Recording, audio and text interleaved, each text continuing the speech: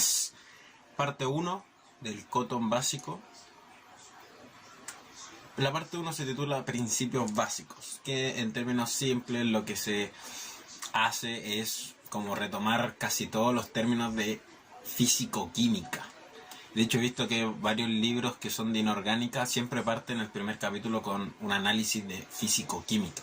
Sobre todo dándole un énfasis quizá un poco más detallado puede ser al tema de la termodinámica o la termoquímica, específicamente como para analizar si una reacción es espontánea o no.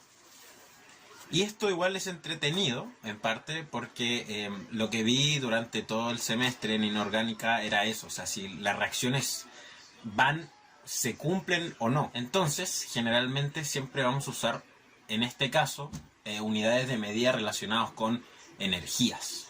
Y como en termodinámica o en termoquímica quizá en este caso, claramente tenemos que hablar un poco de la entalpía o la delta H de toda la vida. Como es un video introductorio de inorgánica, y lo que estamos viendo aquí es inorgánica, no me voy a parar a detener o a analizar o a comprender mucho más a fondo qué es la entalpía. Hay que saber que es delta H, que tiene que estar relacionado con el calor, que va a ser el cambio de la entalpía, o sea, los productos menos los reactivos, y el análisis que hay que hacer es que, como es productos menos reactivos, si los reactivos son mayor el número entálpico, vamos a tener una entalpía negativa, ¿cierto?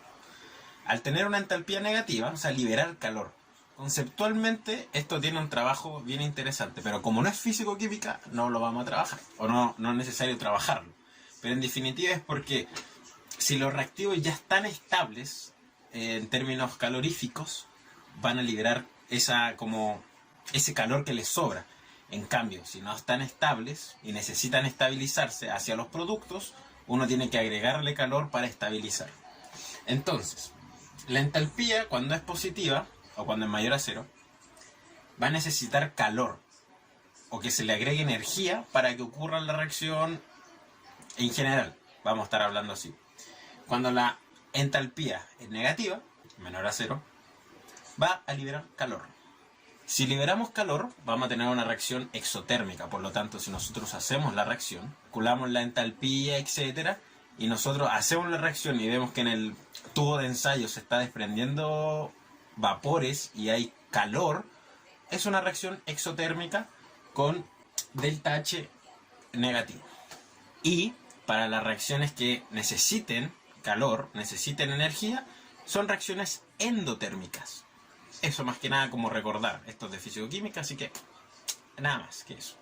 Como estamos hablando de entalpías, también vamos a tener en otros tipos de entalpías cuáles nos van a servir. Por ejemplo, la entalpía de ionización, que va a estar relacionada con la energía necesaria para sacar un electrón. Esto igual lo veremos más adelante, creo con propiedades periódicas trabajamos mucho más esto, pero como el texto lo trabaja como de pasadita, yo también lo voy a trabajar de pasadita hasta el momento.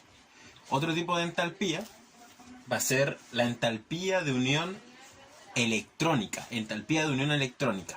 que en términos simples va a estar relacionado con la afinidad electrónica. Nuevamente, como el texto no trabaja las propiedades periódicas desde la afinidad electrónica ni de la energía de ionización o la entalpía de ionización, no vamos a hablar todavía de ello. Solamente hay que nombrarlo y saber por qué es importante estar hablando de la entalpía o entender un poco acerca de la entalpía, a qué va. Y ya por último nos nombran la energía de enlace. Pero en la energía de enlace hay como un conflicto un poco extraño que tiene que ver con el tema de cómo se analiza la energía de enlace. La energía de enlace es eso, es como la energía suficiente para separar un enlace o para romper un enlace. Pero el texto dice que hay como muchos problemas, tanto teóricos como técnicos, como para explicar precisamente ese fenómeno o esa entalpía, que como que deciden dejarlo más adelante. Pero estos tres tipos de entalpía, o donde se involucran la entalpía de ionización, la relacionada con la afinidad electrónica y la de enlace, son como las tres que vamos a estar viendo todo el rato, o que hay que estudiarla a fondo porque si la preguntan en la prueba, entonces sí hay que estudiarlas. Claramente, como el texto la trabaja son las primeras cosas que aparecen, entonces como que las nombran nomás, pero claramente después las vamos a ver con mayor profundidad. Y si no las trabaja el texto, yo las voy a tener que trabajar sí o sí. Algo que sí o sí nos va a importar como en inorgánica, y como que yo lo veo siempre o lo vi durante todo el curso, es el tema de si una reacción se va a formar producto.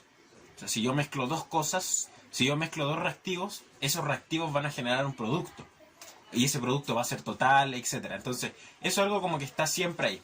Siempre está como en el curso en general. Entonces, como algo para poder analizar si la reacción va a ocurrir, o sea, la dirección de esa reacción, vamos a tener que claramente analizar el tema de la termodinámica. Ya hablamos de la entalpía, que está relacionada con el calor. Pero tenemos que hablar de otro concepto, que es la entropía, que muchas veces en los cursos de físico-química, a mí por lo menos, me lo enseñaron como el grado de desorden. Yo personalmente tengo un conflicto gigante con ese término, porque a mí me gusta mucho la física, entonces yo soy mucho de ver y estudiar libros de física. En química nos sirve entender esto como desorden, la entropía, porque es más simple, no abarcamos mucho en el proceso o en el análisis físico que involucra eso, pero como yo soy un poquito más rebuscado, ¿cierto? Es cosa manía mía. Me gusta la definición como de que la entropía es una probabilidad estadística hacia un estado de menor energía o más probable. Más allá de decir si es ordenado o no, porque quizás para nosotros, como entes, ser humanos, un estado de cualquier cosa, una molécula puede ser desordenado, a vista puede ser, o en términos sociales puede ser desordenado, pero en términos energéticos claramente es un estado de probabilidad más estable. Entonces a mí me gusta más la definición de probabilidad, así como decir que la entropía es un estado de probabilidad, más que decir que la entropía es desorden como tal. Es una manía mía, pero que quería contársela. Entonces necesitamos estas dos cosas como para poder decir la dirección de una reacción química. La entalpía, que está relacionada con el calor, y la entropía, que está relacionada con la tendencia a alcanzar un estado estadísticamente más probable. O si les resulta más fácil, el desorden. Por lo tanto, en términos simples, la probabilidad para que una reacción tienda de los reactivos hacia los productos, vamos a ver que la entalpía tiene que ser negativa. La entalpía tiene que ser negativa, tiene que liberar calor o energía.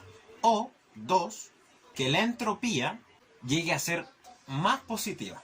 Entonces, como en general casi todas las definiciones físicas tienen ecuaciones que nos van a relacionar estas dos cosas, la entalpía y la entropía, vamos a tener la energía libre de Gibbs, la delta G que se le conoce. Nuevamente, como esto no es físico-química y esto es inorgánica, no vamos a pararnos detenidamente a analizar esto. Simplemente como que hay que repasarlo o acordarnos un poco de qué iba. Solamente eso. El famoso delta G y la ecuacioncita es... Nuevamente, delta G es igual a delta H menos la temperatura por delta S, que es la entropía. Y esa ecuación, nosotros, dependiendo del delta G, dependiendo cuál va a ser el valor del delta G o la energía libre de Gibbs, nosotros podemos saber si una reacción va a ser espontánea o va a necesitar calor para que mala ahí la palabra, para que la reacción ocurra, o simplemente quizá la reacción no ocurre. Le podemos dar calor y quizás no va a ocurrir nunca la reacción. Eso es como lo importante relacionado hasta aquí, de delta Gibbs, de entalpía, de entropía. Y eso es todo. La idea es que queden bastante cortitos, no tan largos, ni más de 20. Así que eso sería todo por esta parte de ahora, recién. Todavía vamos en la parte 1. Así que eso, espero que se haya entendido. Y a manera de resumen, las tres cosas fundamentales hay que tener en cuenta: la entalpía, cuando la entalpía va a ser exotérmica o endotérmica, o sea, los valores, ya sea si son mayor a 0 o menor a 0, si van a liberar calor o vamos a absorber el calor. Eso relacionado con la entropía o con el desorden, para que se les sea más fácil, o la entropía, y eso se relacionan, esos dos conceptos, entalpía y entropía, se relacionan en una ecuación grande que es delta G, o la energía libre de Gibbs.